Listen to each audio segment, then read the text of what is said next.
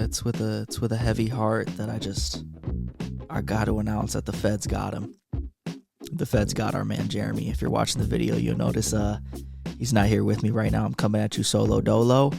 He couldn't be here today. The feds they replaced his masculine, cool, manly, red cap, D, vitamin D, whole milk with that sissy liberal oat milk bullshit.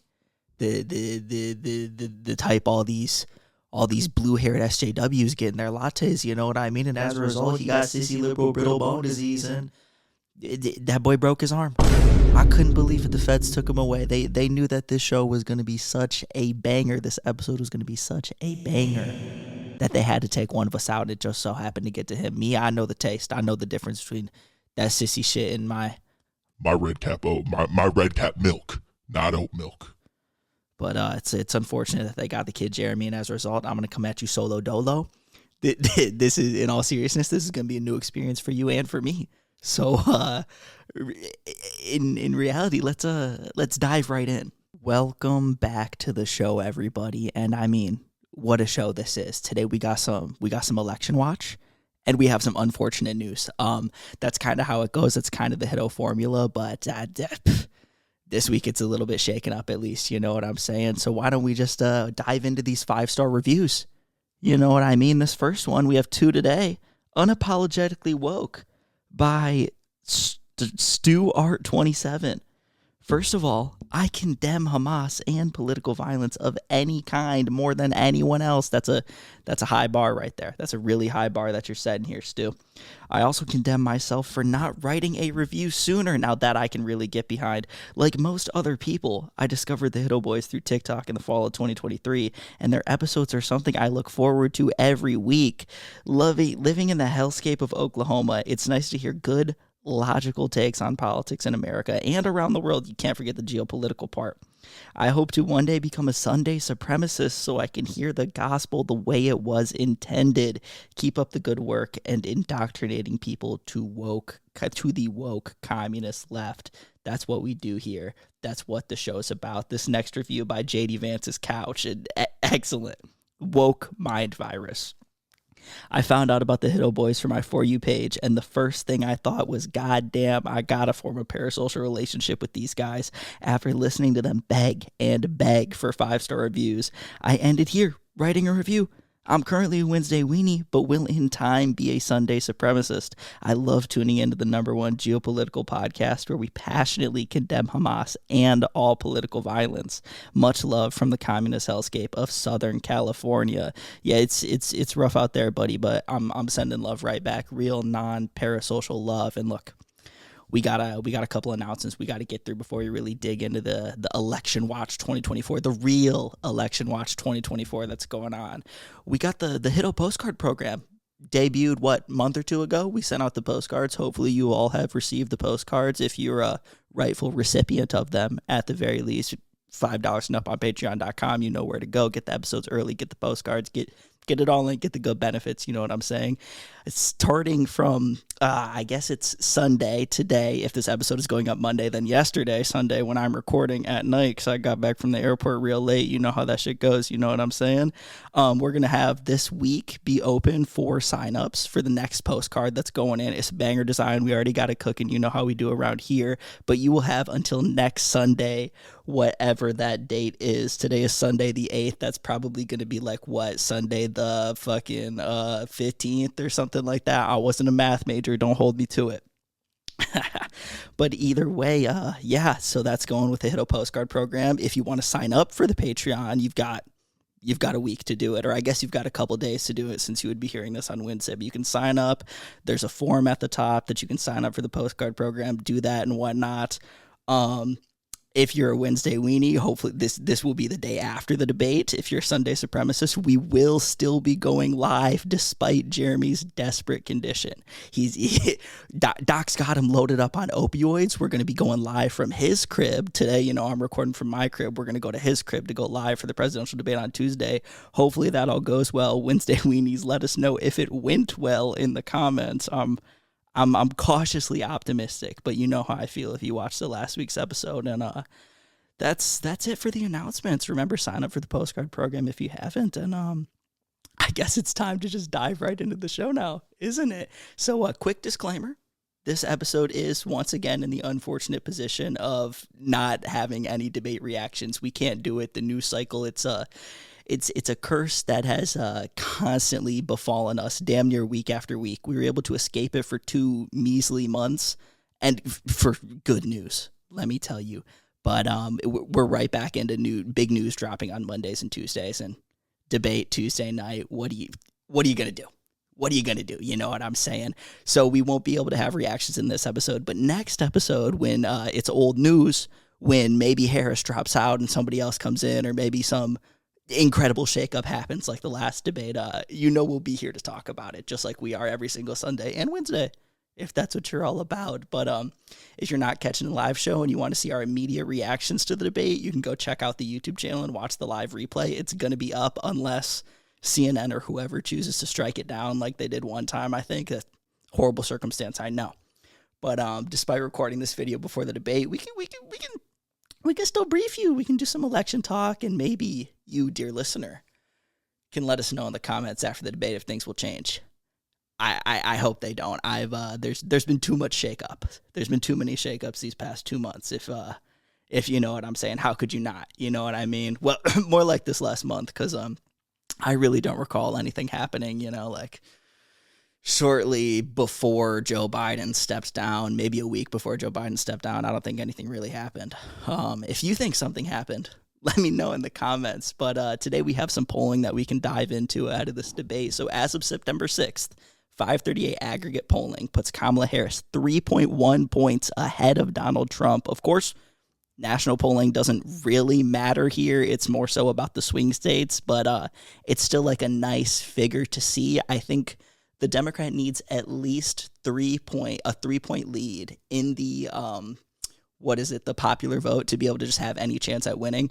Here we kind of got it. We got it by a little inch, by a little margin. You know what I'm saying? But let's dive in to see swing state by swing state what's really going on. So in Arizona, we are tied. Georgia, tied. Michigan, Harris is up by 2 points. PA, Harris is up by less than 1 point. Nevada, we're tied. North Carolina, we are tied. If not, Trump is ahead by maybe like a insignificant margin, you know what I mean? And in Wisconsin, Harris is up by around 3 points. So this is according to 538 data. They have their own methodology for weighing results of the polls. Polling is, of course, sent to us from the devil himself, up from hell. And it's it can be misleading. It can be intentionally deceitful sometimes, but most importantly, it's just a snapshot of the time that the polls were collected, of the people who picked up the phone, answered the emails and whatnot. And we can use this to kind of see trends that are happening. And especially it's nice to see what trends are looking like before the debate. And it's been cool to see that Harris is consistently ticking upwards. She's got the momentum. She hasn't bungled it yet, even though she very well could. That's kind of what we're looking for when it comes to post-debate shakeups, you know what I'm saying? But we're going to go out on a limb here and, I speak for Jeremy and myself when I say this, but even though it's kind of a hot take, guys, I hate to break it to you, but the race is still a toss-up. You know what I'm saying? The race is still absolutely very much a toss-up. Too early to call, regardless of polling. It's never a good idea to get comfy, to get complacent. You still want to do all the things. Even if Harris was up by 10, so was Hillary, right? You still want to get people out to vote. You still want to try your hardest to maintain enthusiasm despite her kind of shift to the center that we'll get into in a little bit. But it's very important to just lock in and keep moving, keep pushing forward, if you will. And a side note, early voting in Pennsylvania is going to start on September 16th. That is very soon. That is like a week and some change away. And the 10,000 median voters in PA that are the super voters, if you will, that are set to decide the fate of our country can certainly decide that early on. Hell, maybe by September 7th, the election is basically called. You know what I'm saying? If only we had some exit polls for early voting, that would certainly be interesting to see. And it's been funny. Jeremy noted that it's been funny to see Trump promoting early voting too, even though all of 2020 he's been going on talking about how mail-in ballots are fraudulent, early voting is fraudulent. You need to be there day of to cast your vote. What we got these Detroit 3 a.m. ballot dumps thanks to early voting and whatnot. That's been an interesting thing to see. Once again, Trump being a principled actor. Trump standing on his axioms and just logically building up his positions. He's never once gone back. He's never once flip-flopped like Kamala Harris does. You know, he's a consistent, strong man. And that's how he's going through this election, right? But now again, this is pre-debate. So I cannot stress enough that we can't predict what is going to happen 2 days from now when I'm recording this. But we can have a little bit of fun with some stuff that came out, right? Like personally speculating on what the October surprise is going to be. I personally gotta say it's going to have to be Netanyahu doing something crazy. This has been a notoriously unpredictable election cycle. Nobody could have predicted Trump getting shot in the ear. You could predict Biden dropping out after the debate, but it was still a toss-up, and you definitely could not predict that shit before the debate. We famously had some other takes before the debate that did not age very well. You know what I'm saying? Not that they were wrong; they absolutely were not wrong. 100%, I stand by them. But Biden dropping out was a surprise. Again, this is the fucking October surprise. We've had an August surprise, fucking June surprise. I digress. You know what I mean? Me personally, I've had enough surprises for one election cycle, and every time I think the surprises are done, something new, just insane happens. And I got to give a shout out to enemy of the show, JD Vance, because he's just surprise after surprise after surprise every time. It's every time this dude gets in front of a mic, I can't fathom the shit that comes out of his mouth. It's actually insane, right? And even this week, he had a moment that we'll talk about in a little bit. But like, what is he doing? I know he's in the running favorability wise for worst VP pick of all time. But if I'm to make one prediction here, just pre-debate, pre-election, pre-whatever, I gotta say that this guy is the worst VP pick of all time. He cannot make a statement that just isn't the weirdest fucking thing you have ever heard. Isn't it damn near the most like inappropriate thing that could come out of his mouth? It's crazy. That guy hates women. You know what I'm saying? I don't know. But zooming out a little bit, we want to talk about spend some time talking about endorsements, specifically one very notable, infamous, whatever you call it, endorsement that kind of came out this week. This week it was announced that Dick Cheney himself will be voting for Kamala Harris. I'm gonna just let you know, Dick Cheney, you know what I'm saying? Possibly one of the most evil men alive right now, responsible for orchestrating the Iraq War. And I think there's Iraq War, invasions of Afghanistan, the horrible things that we were involved in the Middle East, right? And I think there's a really great bit of irony when it comes to Dick Cheney endorsing Kamala Harris, right? Because one of the main lines of attack against Kamala Harris is that she is vice president right now. She has an active role in the administration right now. Why is she not doing the things that she is saying in her agenda? Why is she not trying to push for the policy that she has been pushing rhetoric for with her actual job? And, you know, principled actors like us here at Hiddo will say it's because the vice president doesn't fucking do anything. The vice president exists to sometimes break tie votes in the Senate and be there, right? But Dick Cheney, he bucks the trend a little bit. Infamously, this guy's the only vice president to ever do anything, and boy was it bad. So that's you know, be that as it may, but that's the situation that we're really we're rocking with right here. And I can't really wrap my head around why a guy like Dick Cheney is choosing now to endorse Kamala. Is her shift to the right actually working? have there been some backdoor deals going on? Is the tent too goddamn big? Or is it maybe Trump? Like, has Trump genuinely gone too far right? Or are the establishment players in the Republican Party perceiving Trump as not necessarily going too far right with his policy because they want all these shitty things too, but more so as being so unfavorable that they don't want to publicly associate them with him.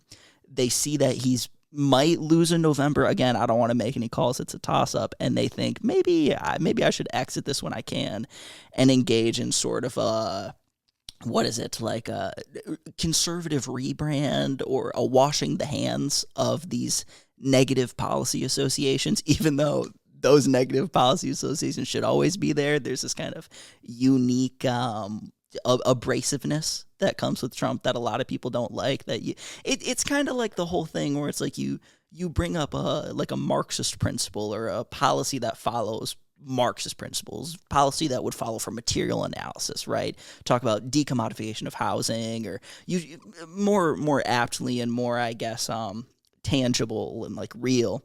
You talk about big pharma, and you talk about how the profit motive is what's really the issue with big pharma. It's not these other fucking stupid things that big wellness wants to push. And if you just talk about it in that way, where it's like, yeah, I don't like how much money these pharmaceutical companies are making, you're gonna have more leeway. It's gonna be easier to break into a conversation with that rhetoric and have, I guess, normal people agree with you than if you're going to say, yeah, following from Marxist principles, the socialist solution to this issue of big pharma would be to decommodify the pharmaceutical industry and just engage in a radical you know what I mean. I digress. I'm wondering if maybe establishment conservative players are thinking that they can just kind of reframe the vibes around the issue. Got to get that classic hit vibes policy axis going. And guys like Dick Cheney, I guess, just maybe want a buck truck. Or, more sinisterly, Dick Cheney's just... he himself is trying to repair his public image again. One of the evilest men alive. It's if there's a tier list, he's definitely made it into S. You know what I'm saying? And that's not a good place you want to be in that kind of tier list. To be fair to him, even though he maybe doesn't deserve it, it was Liz Cheney who said how her father would be voting. I don't think Dick himself made a statement. And Liz Cheney, the only thing she's ever really done is be anti-Trump. So I don't know, maybe she's lying. It runs in the family. You know what I'm saying? But that's the situation we're in. And there's been a really weird reaction from like a lot of people about this. It's there was a conservative meme that I kind of found myself agreeing with earlier, and broken clocks and whatnot, throwing up shit at the wall. And it was just one of those things where it's like, liberals used to say Dick Cheney was a war criminal, but now they're cheering on his endorsement. And it's like, yeah, because in my mind, an endorsement from Dick Cheney, Mr. Afghanistan, Mr. Iraq War, Mr. Whatever, Mr. all the bad things that happened under Bush, right? That's damn near an anti-endorsement. Like, I don't want that guy on my side. You know what I mean? I feel like that's not anything to really, like, that's not too crazy to wrap your head around. And there's these like Tulsi Gabbard types who pretend to be anti-war are just kind of going to use this as a reason to say that Democrats are worse for war than Republicans. They already try to do this with no war started under Trump, whatever. Jared Kushner brought peace to the Middle East, even though that's damn near the biggest lie that I've ever heard. You know what I mean? But yeah, there's a lot of people that are really going to use this anti-endorsement, as I'm calling it, as just a way to pin Democrats as pro-war, and that kind of sucks. Ultimately, they both are, but I feel like the vibes of that issue are more so in favor of Republicans. I don't really know, though. It's not something that really gets pushed in like the popular political zeitgeist anymore. You know what I mean? It's kind of old thing. Nobody really wants to talk about fucking Ukraine funding anymore. The no new wars thing, I don't know if it really works. I don't know what it really works. But yeah, ultimately, whichever side Dick Cheney wants to vote for is just that just looks bad to me. I don't think it looks bad to regular people. But to me, it doesn't sit right. I can't be mad at Kamala Harris or her team for coming out and being like, oh yeah, wow, look at us, look at how common sense our policies are.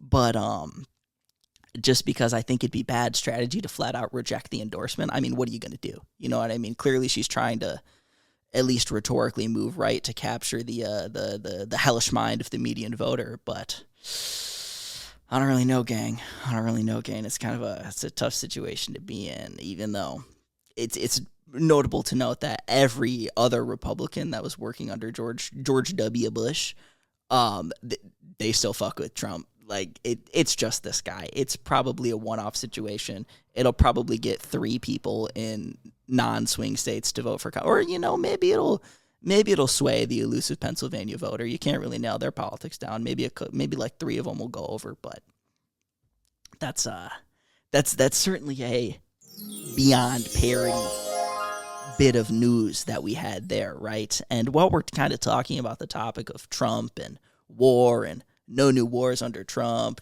being such a dove, Trump being this peace-loving guy, it's very important to remember that Trump increased, not only did Trump increase drone strikes in places like Yemen, then got rid of reporting rules for drone strikes. He withdrew from the Iran nuclear deal, the JCPOA. He was too scared to withdraw troops from Afghanistan, so he drafted this plan that he just kind of sat on, and then Biden used it, and then got all the backlash for, and he himself shits on Biden for the plan that he made up, make it make sense, whatever. He did the Abraham Accords, which we've talked about on this podcast many times as being utterly awful, right? He moved the fucking the U.S. embassy in Israel from Tel Aviv to Jerusalem, just increasing tensions in that very, very hot region at the time. You know what I mean? And the list just goes on and on and on. Trump was not some anti-war dude. You know what I mean? And it's just it's really frustrating to argue with the people that think he was.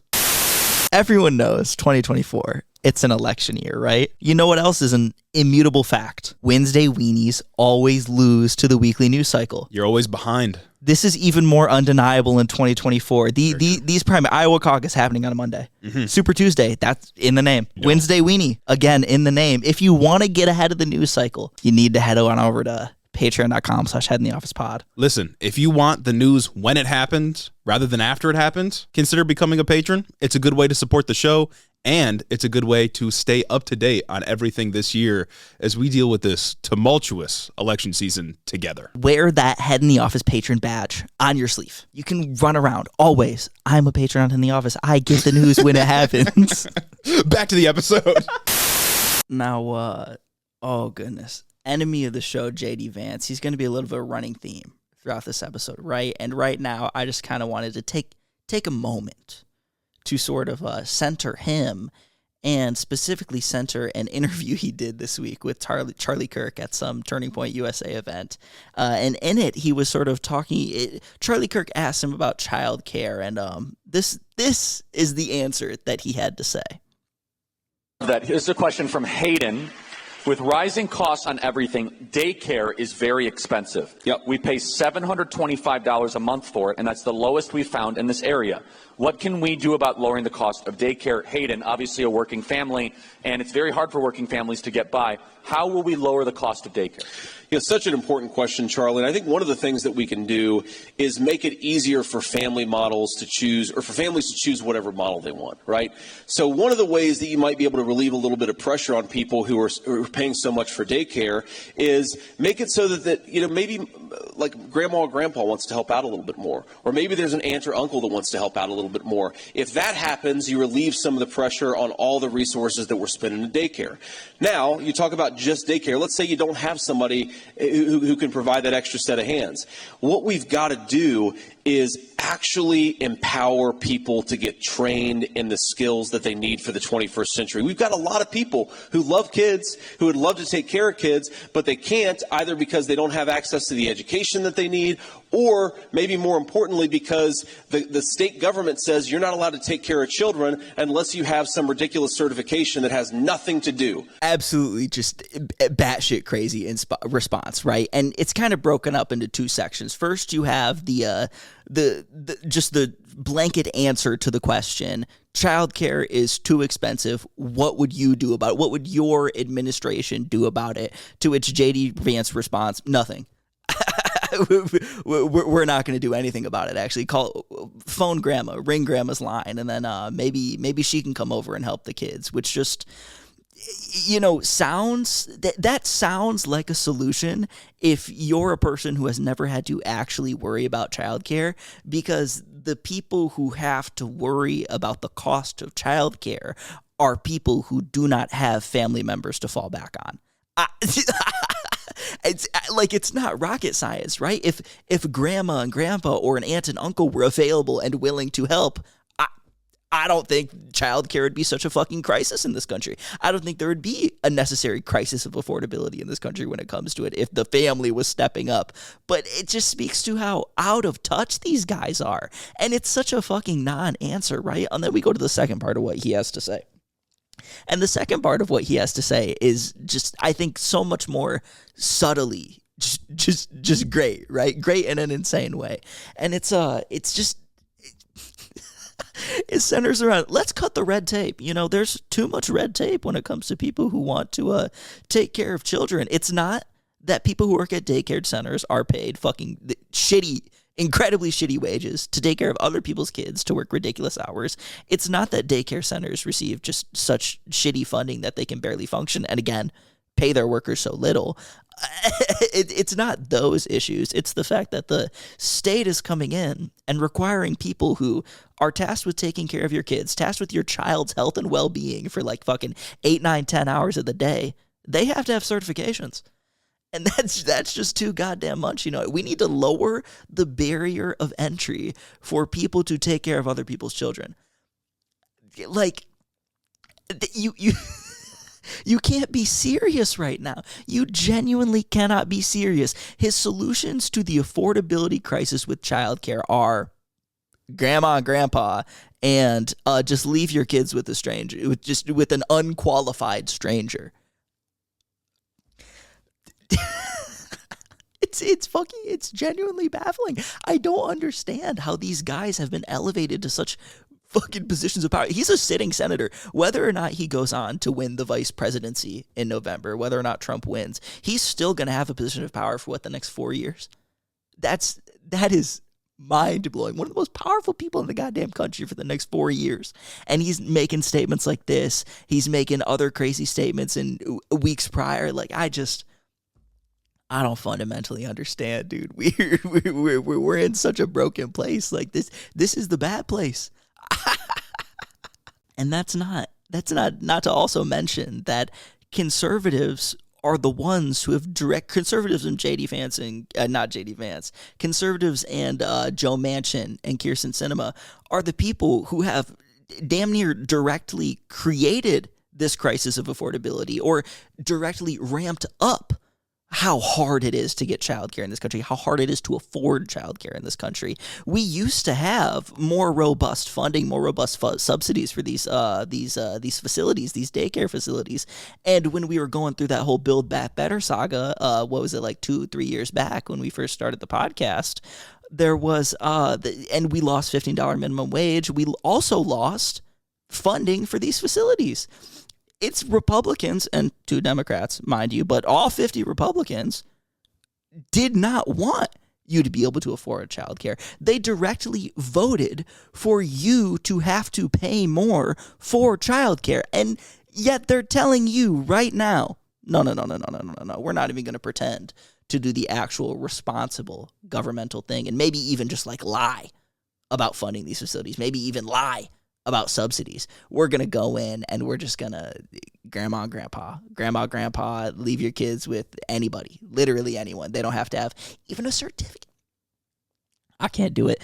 Trump was asked this question later in the week, right? I assume in response to the damn near irresponsible thing his running mate said at a different conference. And Trump's answer was, oh, tariffs.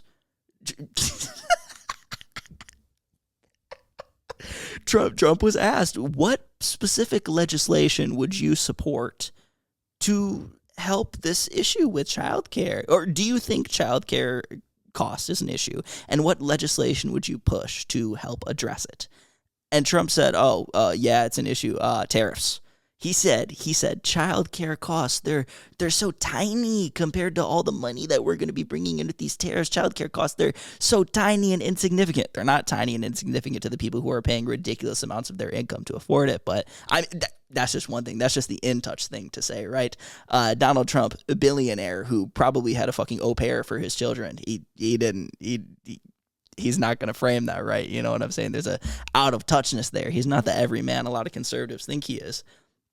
He gets on there and he's like, yeah, no, these childcare costs are relatively tiny. I'm gonna do a tariff that every other country is gonna pay, and that cost is not gonna come back on the consumer, even though, you know, damn near by necessity, tariffs are always pushed back onto the consumer because, you know, that's what they're for. They're to disincentivize the buying of foreign goods. But what the fuck do I know? You know what I mean? But he thinks tariff revenue is what's going to bring down the cost of childcare, not because he's going to subsidize it, but just because, you know what I mean? And I thought that was interesting, one, because not only is he doubling down on not having a response to one of the biggest economic issues plaguing this country right now, but he's also just double, triple, quadrupling down on this idea that just tariffs, 100% tariff on whatever is going to solve anything. And like, that is such an unserious policy. And I understand, believe me, that nobody cares about policy. I preach it on this fucking show, right? But like, that is such an asinine policy that I don't even know if it's polling well. How can why do him and his team think it's a good idea to keep just backing up on these tariffs? It's mind blowing. It truly is. You know, never interrupt your enemy in the midst of a mistake. But the rhetorician in me just I can't stand it. I cannot stand it. It's ridiculous. This episode of Head in the Office is brought to you by headintheoffice.com. If you head over to headintheoffice.com, you can support the show by getting in on our brand new merch drop. And it's a pretty good merch drop, people. We've got shirts available. We've got hats available. We got all kinds of stuff you can buy. And if you want to support the show and more importantly, rep the show, you can head over to headintheoffice.com and purchase some merch. Go for it. We got dad caps that are green like money. We got stickers. We got magnets. We got basically anything you could possibly want. And if you don't get in, I'll be upset. Me too. Back to the episode. Now, kind of moving on from elections and post-debate, pre-debate shows, we got to transition into the more, I guess, tragic half of the episode with just talking about something that's become all too common in America. And that was last week on Wednesday, there was yet another school shooting here in the United States, another big national one, right? This time it was in Georgia at Appalachia High School. The details of the shooting itself are, it feels weird to say it, but they're fairly normal. And it feels especially weird to say it once you think about what normal is, right? Because there's not much in this case that is out of the ordinary when it comes to school shootings. This just sort of banal evil that we're all forced to live with in this country, but we'll get into it right here. So a 14-year-old student at the high school opened fire on Wednesday morning, killing 4 people in total. It was 2 teachers and 2 students, and injuring several more. Police were able to catch and detain the shooter this time, and so he's now in custody. I imagine trials are already starting to go. Things are already going and whatnot. Police were also able to catch and detain his father, as we'll get into in a little bit, but the right-wing conservatives have just already tried to spin this as yet another member of the LGBTQ does a mass shooting because dude had long hair, and that shit's gay now. You know what I'm saying? Genuine just Nazi rhetoric. Like, I don't know how else to put it. It is fundamentally absurd. And as we'll talk about sort of later on in this segment, they have nothing. Conservatives have nothing to fall back on when it comes to the issue of school shooting. All they have is just to deflect. It's just mass shooting in general. All they can do is just deflect, right? It's either gay or it's minority, like racial minority. And when it's not, they try to pin him as secretly gay. I've seen so many threads talking about, white privilege. I it's a strange times we live in, strange clown world. You know what I'm saying? But what's like both more remarkable and also the normal that I was alluding to a couple minutes ago is the way in which law enforcement just totally dropped the ball ahead of the mass shooting, right? So according to ABC, the student was on a watch list as of May 2023 when the FBI received reports that the same student was making online threats about doing a school shooting. Haven't we heard this story a couple of times? The local sheriff's office interviewed the father, who admitted to having several guns in the house, and they even notified nearby schools about the risk of this kid when it comes to, I don't know, committing a school shooting, doing a school shooting. And yet, the shooting still fucking happened. What is the point of this process when we have so many? Fucking Parkland shooter was on a watch list. Damn near every fucking school shooter is on some registry, registry watch list, or on the radar of the FBI. Yet every single time, nothing is done to stop this stuff from happening. And maybe there are times the FBI does stop a school shooter before they go on to shoot a school based on these online threats and these lists or anonymous tips and whatnot, and you just don't hear about them. But I think it's telling that almost every single time, almost if not every single time a school shooting happens, suspect was known to the FBI. Come on now. It's a borderline fucking cliche. Right? Like, we all expect it when we hear this stuff. And just, what's the point? We have some laws on the books, but maybe they're not being enforced. I know we've been struggling to get red flag laws in place, but you would think just with the sheer persistency of this fucking story structure, we would be able to find some common ground. But yet again, we have not been able to. At least the cops on the scene did their job and were able to arrest the kid. I think I've also seen that the father is in custody now because there's an ongoing investigation by the FBI. So, who knows, by the FBI into if the father bought the kid who committed the school shooting the gun that he did the shooting with for Christmas, the Christmas prior. Also, another damn near fucking cliche when it comes to the subject matter, but what do I know? You know what I mean? Well, those are the facts of the incident, right? And switching gears from that, we got to talk about a hit-out classic, baby. We got to talk about narratives and policy. It's kind of what we do. You know what I mean? And while I still kind of personally believe that general just assault weapon bans are would be a pretty good way to handle situations like this. I that's kind of what we see advocated for, and it's the advocacy that we see mostly centers around that idea, and it's not working. It's not really getting anything done. You know what I mean? Like we've had limited gun reform under Biden, and even with that, states like New York have been trying to do their thing, been trying to, make it harder for shit like this to happen. And we had a SCOTUS decision coming down, Bruin versus NY Rifle and Pistol, that set this insane precedent authored by Clarence Thomas that's going to make it really hard for gun reform to go forward in the future. But I'm still hopeful. And I think more politically feasible than advocating for an all-out assault weapon ban is this idea, in the context of school shooting specifically, that we have these national standards that could be implemented with regards to firearm safety, right? This idea that just federally there needs to be legislation that says if you have a gun, you need to keep it safely stored. You need to keep it in a safe. It needs to be whatever, just it cannot be easily accessible by people who should not be accessing them, to say the least. And I say that needs to happen federally because it's not happening in I guess a meaningful capacity at the state level, which kind of blew my mind. I thought something like this would be so sort of banal and insignificant that it'd be on the books everywhere. But no, as it stands, only about 27 of the 27 states plus DC currently have laws pertaining to the safe storage of firearms. Mind-boggling. What the fuck? Georgia, where this shooting happened, is not one of them.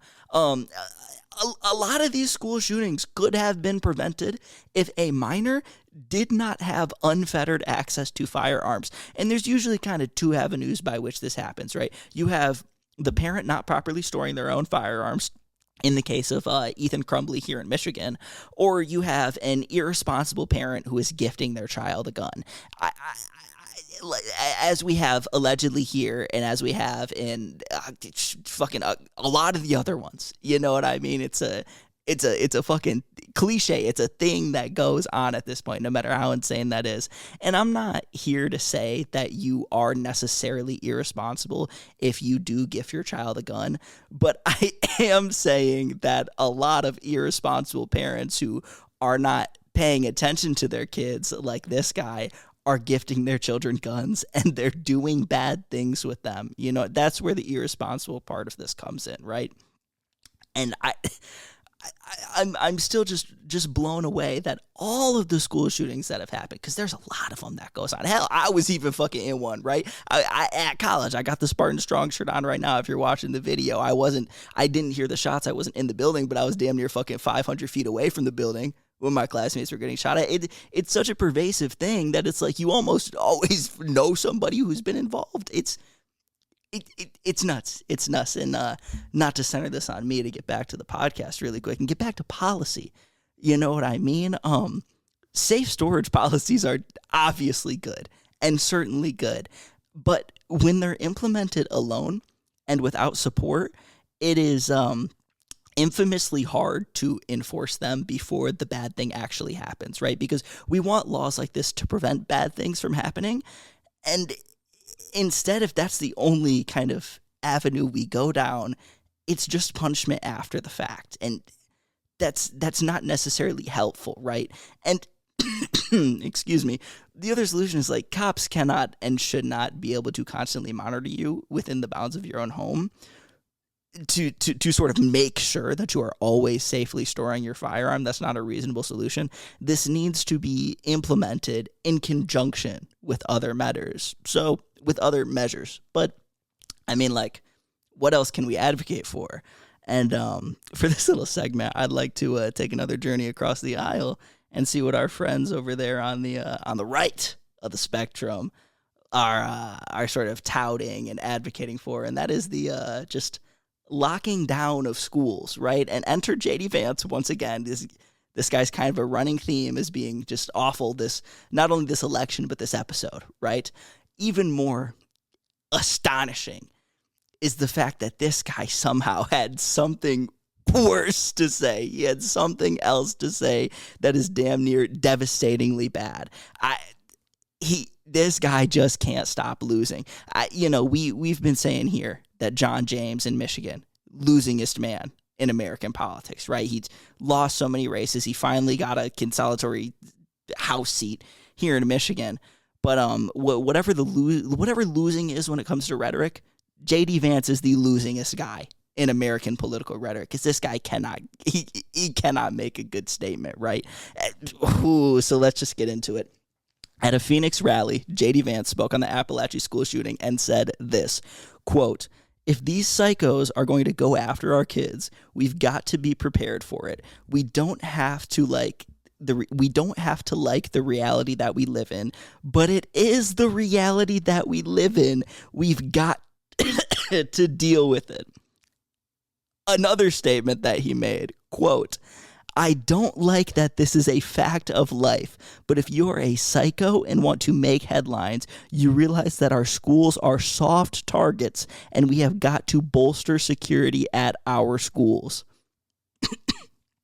I'm just gonna let you all sit with that kind of statement for a second, right? Both of those statements for a second right there. This is our reality. We have to live in it. I'm sorry, sir. Like I God damn, like I said earlier, You are a sitting senator. You have a position of power here. You are one of the most powerful people in the fucking legislature, the branch of government that does things about this. You could advocate for gun control. You could advocate for a meaningful solution within the bounds of your power. Not only could you advocate for for a solution, you could implement a solution. You could literally sponsor a solution today in the Senate. But he's not going to do that because he doesn't actually give a shit. And that's kind of the problem with goddamn Republicans, is they act like these mass shootings are just, as he said, a fact of life, when this is the only country where this shit regularly happens. The death of school children to them is just the cost of being free. Like, it's mind-boggling. I apologize for being so mind-boggled this episode, but like, how could you not? This guy sucks, right? And rather than do any sort of meaningful gun reform, conservative politicians will just look you in the eye and say that we should solve school shootings by turning our schools into these maximum security prisons with fucking, I don't know, metal detectors and armed guards around every corner, right? And while to some, I guess that sounds like a solution, even if it did work out and policies were somehow implemented to make every teacher a good guy with a gun, schools aren't the place. Schools aren't the only place where people get shot up. You know what I mean? Because, I mean, not just from JD Vance, but it seems like every single conservative has been latching onto this idea for the last couple of years that, oh, no, yeah, we're not even going to pretend to care about guns themselves, right? And if you do, you're a dirty communist. We're just going to arm teachers. As some state legislatures have genuinely proposed, right? Some state senators have genuinely proposed, or GOP politicians are actually proposing that we should just give teachers guns to solve school shootings. So if a student is there to kill his classmates, then a teacher should have to kill their student. What a wonderful, that's the reality that we live in. You know, that's just a fact of life. You know what I mean? We got to put the metal detectors up at every door. We got to just fucking lock that shit down. But like I said, schools aren't the only place that people get shot up, right? And just to put it in perspective, in, again, the reality that we live in, because I actually live in reality, days after the Georgia high school shooting, the Appalachia high school shooting, there was another shooting on a Kentucky interstate, fucking I-75, that killed 7 people. Killed even more people on a goddamn highway, right? Should we have checkpoints at every exit just to make sure no one is going to do anything dubious when they get on to go to work every morning? You know what I mean? And I got general beef with JD Vance's framing of schools as these soft targets. It's just demonstrably and plainly fucking crazy. It puts this onus of responsibility on the schools themselves for their quote security, right? And I have to pose this question. If a school is a soft target due to what conservatives perceive as its lack of security, then what isn't? Because as we've seen many times, and as we have unfortunately covered ourselves on this fucking show, supermarkets get shot up, office buildings get shot up, concerts get shot up, bars get shot up, clubs get shot up, interstate highways get shot up. It's not just schools, and all those other things have varying levels of security, right? Is everything that's not a military base a goddamn soft target? If the only proposed solutions involve a constant ramping up of security, so much so that we quickly approach a place where we're sacrificing our everyday freedoms, like, I don't know, being able to move and go to the grocery store kind of relatively unimpeded without going through sort of TSA-style security, if we're exchanging that for the freedom to have an AR-15 that sits in a safe and makes it out to the range maybe once or twice a year, is that really worth it? Like, if you really think it through, if we have to sit here and constantly ramp up security just so that a couple guys can own just crazy guns that they're never going to shoot, or they're going to shoot twice, is that a world that any of us really want to live in? Is that a meaningful world? And even if society went the direction that they wanted to, and we armed every single teacher, had military personnel at every door, had every goddamn public space on lockdown, That's not going to stop kids from getting shot in the parking lot. You know what I mean? And that is the reality that we live in. That is the reality that we have to contend with. So in addition to safe storage laws for the people that own firearms, because I'm not anti-owning firearms, but in addition to having requirements that they're stored safely, there needs to be, just in general, more strict and robust and damn near rigorous processes to be able to become a firearm owner in the first place. You need to be able to demonstrate that you will be responsible with it. You should not be able to just go to a gun show and fucking buy one. And I'm not the crazy one for suggesting that. You know what I mean?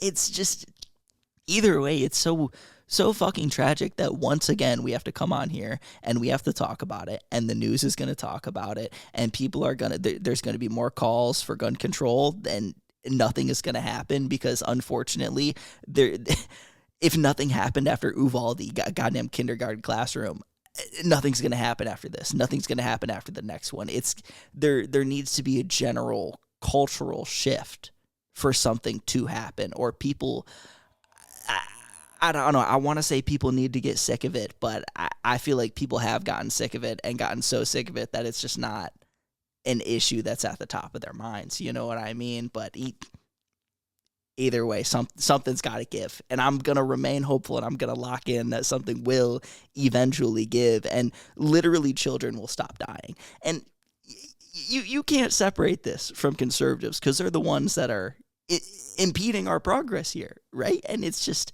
the party that loves to invoke children when it comes to, I don't know, being anti-trans and anti-LGBTQ rights, loves to talk about saving the kids and the kids are being indoctrinated, is the one that is standing in the way of kids not getting shot in school. Make it make sense. You know what I'm saying? You know what one of my favorite activities is? What? Reading. Oh, I love reading. I love literature. And one of my favorite things to read are the reviews we get on Apple Podcasts. Always. Not only do I love to read them, but it's a really great way to support the show. If you want to help us out, go and leave a 5-star review on Apple. As always, we read them here on the show. And if you want to make me happy, if you want to become my non-parasocial friend, that's right, one step on the 1,000 steps that it takes to get there is to leave a 5-star review on Apple. We'd really appreciate it. Just remember, my friendship, it's for sale. Mm-hmm. And if you want to become one of my friends, you can go to the Patreon, or completely for free, you can leave a review on Apple. And even if you don't want to become my friend, don't you want to see another human smile? Exactly. So consider leaving a review on Apple. It really helps out the show. It's a free way to do it. And you'll be one step closer to being a real friend of ours. Exactly. Now with that, back to the episode. Switching gears over to our famous geopolitics coverage. Once again, this week is kind of more the same in that we are not any closer to a ceasefire deal than I feel like we ever have been. You know what I mean? And that line is basically at zero. It quickly spiked in November of last year, when we had a brief ceasefire that got some hostages back home. But since then, that it has firmly been zero. I feel like everybody's a goddamn obstructionist. Once again, Antony Blinken has the fakest job in American politics, right? And that's a that's a low bar. That's a really low bar, and bro can't even clear it. You know what I mean? Nothing's getting done. But more and more of the media coverage surrounding the ceasefire is sort of focusing on the idea that Netanyahu will not let go of the Philadelphia corridor, right? And this week we have some statements that he made. It sort of made it out of these leaks from mediators and overall speculation about what's going on and what people are saying somebody said, to Netanyahu coming out with his full chest, speaking to foreign journalists and making a couple notable statements like this one. Quote, Gaza must be demilitarized, and this can only happen if the Philadelphia corridor remains under firm control, he said, claiming Israeli troops had discovered dozens of tunnels under the border. Once again, just a claim. From what I could tell, this isn't fucking verified. As the AP reports, no one has verified this claim. He's just saying that there are many, many tunnels under the border between Gaza and Egypt. And I mean, it could be true. I'm not denying it, but that's what's going on. He said Israel will only consider withdrawing from the corridor when presented with an alternative force to police it. Then going on to say, quote, Bring me anyone who will actually show us that they can actually prevent the reoccurrence of smuggling. I don't see that happening right now, and until that happens, we're there. So it's really interesting there how the AP reports that he's open to a foreign force like the UN, maybe, I don't know, just spitballing, throwing something out there, coming in and taking control of the corridor. But while he's open to it, he doesn't believe that there's a single person in the world that can do it other than the IDF. So I don't know. The reporting from last week and the week before say that in private he is not willing to let anybody else do it. I'm going to stick with that because, I mean, just taking his words at face value, he is not willing to let anyone else do it. And that's the sticking point in this these ceasefire talks once again for, I think, the third or fourth week in a row, with that being the surface, at the surface. So that's just plain unfortunate. How else do you put that there? You know what I mean? It's reported that the Blinken is trying to do his job, and they're trying to sort of draft up a new deal, but who knows if anybody is going to agree to this one. Nobody seems to want to get an actual deal done, and it's unfortunate because people are literally dying. And with that, on the topic of people dying, unfortunately, it brings me to another story out of not Gaza, but Israel that happened this week about a young 26-year-old American woman who was killed in the West Bank at a protest, right? They were protesting these Israeli settlements in the West Bank because they're bad. The international community recognizes them as bad. I think the ICJ or the ICC ruled them as illegal, rightful protest, pretty good thing to protest. I agree with protesting bad things. And the IDF killed her. Just in what seems like just this pretty brazen and cold-blooded act, right? I mean, from what I can tell, there's not a lot of details surrounding it other than she was at a protest. The people who organized the protest say there had been no altercations around the time that she was killed. She was killed by an Israeli sniper that was 200 feet away, and people are kind of demanding answers as they should. That's fucking insane. That is genuinely fucking insane. I think the IDF came out and released a statement talking about protesters were throwing rocks. Famous line. Protesters throwing rocks at IDF snipers. I don't know, man. It's tough. It's tough because it's on one hand, obviously we're covering American politics, and we cover American politics in the context of the election during election year. It's kind of what you do. But then this is such a huge thing that's going on in the background, and you're just watching everyone kind of be complacent in it. And hopefully I have demonstrated through my coverage that obviously I care about the general unjust loss of life, but just kind of for commentary's sake, a lot of people don't, or how do I put this? A lot of people care more when they see that an American is killed in the news, because it hits closer to home, right? It's easier to relate to, and it's easier to empathize with, other than this sort of I guess other that you feel like you can't relate to.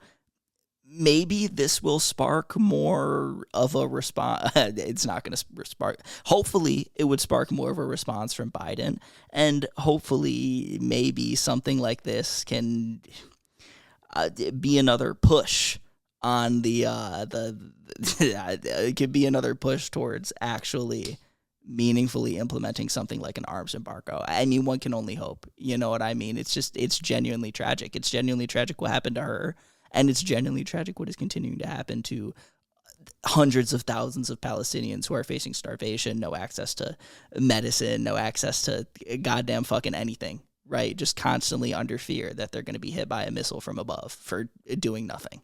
You know what I mean? It's not a great situation out there. And that's kind of where we are this week. Once again, I'm going to remain hopeful. I am going to lock in, and I'm going to firmly believe that things will get better, but I'm going to back that up with some good old advocacy, you know what I'm saying? But with that, I think that's going to sort of bring us to the end of this very special, unfortunate show, right? We should be back to regularly scheduled program next week.